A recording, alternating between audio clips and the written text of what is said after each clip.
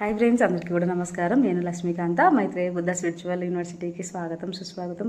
ఈ ఛానల్లో మీకు ఎన్నో అద్భుతమైన వీడియోస్ ఉన్నాయి. అన్నీ మీరు చూడవచ్చు, మీ పిల్లలకి చెప్పచ్చు, షేర్ చేయొచ్చు. ఓకేనా ఫ్రెండ్స్? ఎగ్జామ్ హాల్లో ఆన్సర్ ఎలా రాస్తే ఎక్స్ట్రా మార్క్స్ వస్తాయి అనేది ఈరోజు చూద్దాం. నేను కూడా ఎగ్జామ్ పేపర్ కరెక్షన్ చేసేదానికి వెళ్ళాను కదా, నాకు కూడా తెలుసు. పేపర్లో అట్లా తిక్కాను కాబట్టి ఎలా రాస్తే మంచి మార్క్స్ వస్తాయి అనేది చూద్దాం. ప్రజెంటేషన్ వల్లే మార్క్స్ పెరుగుతాయా? అది అందరికీ తెలుసు. ఇక్కడ ఏంటంటే, మీరు బాగా చదివారు, ఆన్సర్ కూడా కరెక్ట్, కానీ మార్క్స్ తక్కువ వచ్చాయా?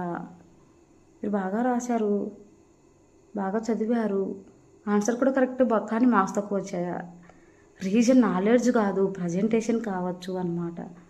అక్కడ నాలెడ్జ్ కాదు. కొంతమంది పిల్లలు ఎలాంటి వాళ్ళు పడేసి రాసేస్తూ ఉంటారు. కొంతమంది బాగా వాడు కొంచెం వచ్చినా కూడా బాగా హెడ్డింగ్స్ పెట్టి అలా ఇలా బాగా రాస్తూ ఉంటారు అనమాట. మంచిగా మన అందరికీ తెలుసు కదా, అలా అనమాట. ఇక్కడ ఏంటంటే ఎగ్జామినర్ ఎలా చెక్ చేస్తారనేది ఇక్కడ చూద్దాం. ఎగ్జామినర్ ఫాస్ట్గా చెక్ చేస్తారు. ఇలా కొట్టుకుంటూ ఫస్ట్ ఒక నేనైతే కనుక ఒక 5-6 లైన్ చెక్ చేసేదాన్ని. దాంట్లో పాయింట్స్ ఏముంటాయో చెక్ చేసేదాన్ని. ఓకే, కరెక్ట్ ఉంది, హ్యాండ్ రైటింగ్ బాగుంది, నీట్గా ఉంది, ఓకే, అప్పుడు కనిపిస్తుంది మన కళ్ళకు అనమాట. నేనైతే అలా కరెక్షన్ చేసేదాన్ని. ఎక్కడ మిస్టేక్ ఉంది కరెక్ట్ కనిపించేది అనమాట. మిగతా పిల్లలైతే వేరే వేరే రాసేవాళ్ళు, అప్పుడే మేము క్యాచ్ చేసేవాళ్ళం అనమాట. ఇక్కడ ఏంటంటే ఫాస్ట్గా చెక్ చేస్తారు వాళ్ళు, కానీ క్లియర్ పాయింట్ చూస్తారనమాట. క్లియర్ పాయింట్స్ చూసి మేము చెక్ చేస్తాం అనమాట. కీవర్డ్స్ హైలైట్ అవ్వాలని ఎక్స్పెక్ట్ చేస్తారనమాట. అంటే మీరు ఏవైనా లాభాలు ఉన్నాయనుకోండి, ఓకే, ఆ లాభాలు ఏమేమి పాయింట్స్ రాశాడు, వాడు దానికి సంబంధించి ఏమేమి రాశాడు, టక్క క్లియర్గా పెట్టుకుంటూ వెళ్ళిపోతాం అనమాట. రోజుకి ఇన్ని పేపర్లని ఉంటాయి అన్నమాట. రోజుకి ఇన్ని బండిల్స్ ఇస్తారు. ఇవి కరెక్షన్ చేయమని చెప్తారు. ఎన్నైనా మనం కరెక్షన్ చేసుకోవచ్చు, అలా అనమాట. ఇవి క్లియర్గా పాయింట్ చూస్తారు, కీవర్డ్స్ హైలైట్ అవ్వాలని ఎక్స్పెక్ట్ చేస్తారు. లాంగ్ పారాగ్రాఫ్ చదవడానికి టైం ఉండదు అనమాట. వాళ్ళకు కూడా అంత టైం ఉండదు కదా. ఎన్ని పేపర్లు వస్తాయి కదా, కొన్ని వేల పేపర్లు వస్తాయి. అన్నీ ఇప్పుడు అనంతపూర్ డిస్టిక్ పేపర్లు అంతా కూడా డిఓ ఆఫీస్కి అట్లా వస్తాయి అన్నమాట. ఎంఈఓ ఆఫీస్కి ఎక్కడ వస్తాయి, అనంతపూర్ దగ్గర. అట్లా మన డిస్టిక్ అన్నీ ఒక చోటుకి చేరుతాయి, కడప డిస్టిక్ అన్నీ ఒక చోటుకి చేరుతాయి, అలా ఉంటాయి అనమాట. అన్ని పేపర్లు కరెక్షన్ చేయడానికి ఎవరికి అంత టైం ఉండదు. జస్ట్ మెయిన్ హెడ్డింగ్స్ చక్కగా ఒక 10 లైన్లు చదివి ఓకే బాగుంది ఎగ్జామ్ అన్నట్టుగా చెక్ చేయడం అవుతుందన్నమాట. ఇక్కడ ఏంటంటే స్మార్ట్ రైటింగ్ టిప్స్ అనమాట. ఇక్కడ మనం ఏం చేయొచ్చు అంటే, మెయిన్ పార్ట్ నీట్గా హ్యాండ్ రైటింగ్ రాయండి, రీడబుల్గా రాయాలి, వెరీ స్టైలిష్ అవసరం లేదు, క్లియర్ ఎనఫ్ ఉంటే సరిపోతుంది అనమాట. ఎక్కువ ఓవర్ హెడ్డింగ్స్ పెట్టుకొని, ఆ మార్క్స్ పెట్టుకొని, గిల్టర్ పెన్నులు పెట్టి అవి ఇవి గీస్తూ ఉంటాం కదా. కొంతమంది బ్లాక్ పెన్ను, కొంతమంది రెడ్ పెన్ యూజ్ చేయకూడదు, ఎందుకంటే అది ఎగ్జామినర్ కాబట్టి.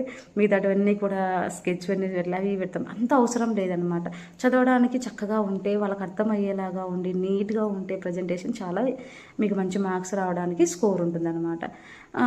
ఇక్కడ ఏంటంటే హెడ్డింగ్ అండర్లైన్, ఆన్సర్ స్టార్ట్ చేసే ముందు స్మాల్ హెడ్డింగ్ పెట్టండి, అండర్లైన్ చేయండి, ఎగ్జామినర్కి క్లారిటీ వస్తుంది.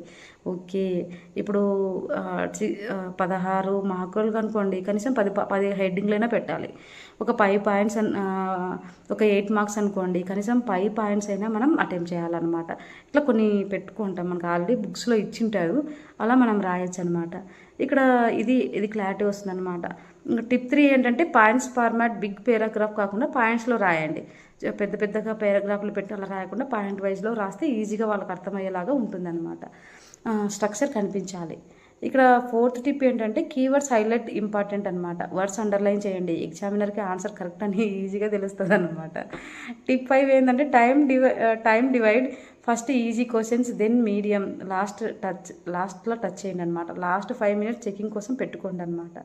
ఒక 5వ టిప్ ఏం చెప్తున్నామంటే, టైం పెట్టుకోండి. ఫస్ట్ ఈజీ క్వశ్చన్స్ అన్నీ అటెంప్ట్ చేయండి. మీకు ఏ వస్తాయి, 1 మార్కా, 2 మార్క్సా, 5 మార్క్సా, 8 మార్క్సా, 16 మార్క్సా, మీకు ఏది వస్తుందో అవి ఫస్ట్ మీకు ఏదైతే బాగా నీట్గా పర్ఫామ్ చేయగలరో, మీకు బాగా గుర్తున్నది, అది ఫస్ట్ అటెంప్ట్ చేసుకుంటూ రాయండి. ఒక 5 క్వశ్చన్స్ అయినా అట్లీస్ట్ అనమాట. అట్లా చేయగలిగితే చాలన్నమాట. దెన్ మీడియం క్వశ్చన్స్ మీకు ఏవి గుర్తుంటాయో అవి రాయొచ్చు. లాస్ట్లో టచ్ చేయండి అనమాట. 5 minutes చెకింగ్ కోసం మళ్ళీ ఒకసారి అన్నీ రివిజన్ చేయాలి.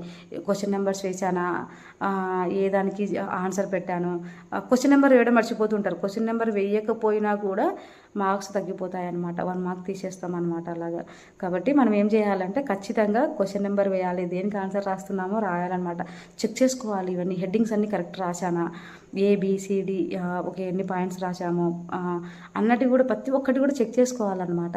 ఇది చాలా ఇంపార్టెంట్ అనమాట. లాస్ట్ 5 మినిట్స్ చాలా చాలా ఇంపార్టెంట్. వాళ్ళు వచ్చి లాగేస్తుంటారు అనమాట ఎగ్జామినర్ హాల్లో టైం అయిపోయింది అనేసి. ఎందుకంటే 3 అవర్స్ వాళ్ళకి వాళ్ళ రూల్స్ వాళ్ళకు ఉంటాయన్నమాట. ఎగ్జామ్స్ లేట్గా తీసుకుంటే తెలిసిపోతుంది అనమాట. కొన్ని రూల్స్ అనేది మనం పెట్టుకున్నాం అనమాట ఇక్కడ ఎగ్జామ్ హాల్కి 3 అవర్సే కేటాయించాలని. ఆల్రెడీ మేము ఇస్తాము ఒక 5 మినిట్స్ 10 మినిట్స్ కానీ ఇచ్చేవాళ్ళము, కొంచెం లేట్గా కానీ టైం టు టైం అనేది ఫాలో అప్ అవ్వాలన్నమాట. ఒకరోజు అదనే పడడు కదా, నెక్స్ట్ డే కూడా మనం అదే మళ్ళీ ప్రాబ్లమాటిక్ అవ్వచ్చు అనమాట. కాబట్టి మన లోపల అది డెవలప్ చేసుకోవాలి. ఇక్కడ ఏంటంటే మార్క్స్ నాలెడ్జ్ వల్ల మాత్రమే రావు, ప్రజెంటేషన్ వల్ల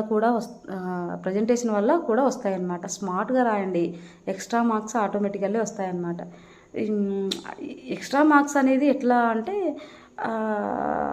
మంచిగా పర్ఫామ్ చేసామనుకోండి, ఇప్పుడు మీరు హ్యాపీగా అంటే 16 మార్కులు అనుకోండి, దానికి మీరు రాసిన క్వశ్చన్కి 16 మార్క్స్ అనుకోండి, దానికి మీరు ఒక 12 పాయింట్లే రాశారు, ఓకే బాగుంది మీ రైటింగ్ కానీ మీరు మంచిగా రాశారు, నాలెడ్జబుల్గా రాశారు అనుకోండి, చక్కగా ఈజీగా మనం ఇన్ని పాయింట్స్ ఉండాలనేది కొంచెం ఉంటుంది అనమాట. అక్కడ తగ్గిస్తే కనుక 2 మార్క్స్ అట్లా తగ్గించేలాగా పెట్టుకుంటాం అనమాట. కాబట్టి ఇక్కడ ఏం చేయాలి అంటే కరెక్ట్గా పాయింట్స్ వైజ్గా రాయాలి, అర్థమయ్యే విధంగా ఉండాలి, ఇంక ప్రజెంటేషన్ నీట్గా ఉండాలి అనమాట. ఎక్స్ట్రా మార్క్స్ ఆటోమేటికల్లీ వస్తాయి. బాగా ప్రజెంటేషన్ ఉందనుకోండి, కొన్ని చోట్ల ఒక్కొక్క మార్కు హాఫ్ మార్క్ తగ్గించడం జరుగుతుంది అనమాట. వాడు ఎంత బాగా రాసినా కూడా ఎక్కడో అంతా చదవడం వీలు కాదు కాబట్టి హాఫ్ మార్క్ తగ్గించి వేయడం కూడా జరుగుతూ ఉంటుంది అనమాట. ఇది కూడా చాలా చాలా, ఎందుకంటే అంతా చదవలేం కదా, కొంచెం మ్యాథ్స్ ఫార్ములాస్ తప్పు పెట్టారనుకోండి, ఓకే హాఫ్ మార్క్ తీసేయడం, బాగా చదివినా కూడా అలా అవుతుందన్నమాట. మళ్ళీ మనం నెక్స్ట్ పెట్టచ్చు అనమాట. తక్కువ మార్క్స్ వచ్చినా కూడా మనం మళ్ళీ కూడా రీస్కోర్ చేయడానికి మనం మళ్ళీ అమౌంట్ కట్టి మళ్ళీ చేయొచ్చు అనమాట, మనకి మార్క్స్ తగ్గినట్టుగా అనిపిస్తే కనుక. కాబట్టి ఫ్రెండ్స్ మనం చక్కగా రాద్దాము, మంచిగా రాద్దాము, చాలా చాలా సింపుల్గా మనం అవ్వచ్చు అనమాట. ఇక్కడ ప్యానిక్ అవ్వడం కాదు, ప్రజెంటేషన్ ఇక్కడ important. Thank you so much friends. ఇలాగే మైత్రి బుద్ధ స్పిరిచువల్ యూనివర్సిటీని ఫాలో అప్ అవుదాము, ఎన్నో తెలుసుకుందాము, ఈ నాలెడ్జ్ని అందరికీ షేర్ చేద్దాము. ఓకేనా ఫ్రెండ్స్? ఇలాంటి మరిన్ని వీడియోస్ కోసం సబ్స్క్రైబ్ చేద్దాం, లైక్ చేద్దాం, షేర్ చేద్దాం. Thank you so much. Love and light.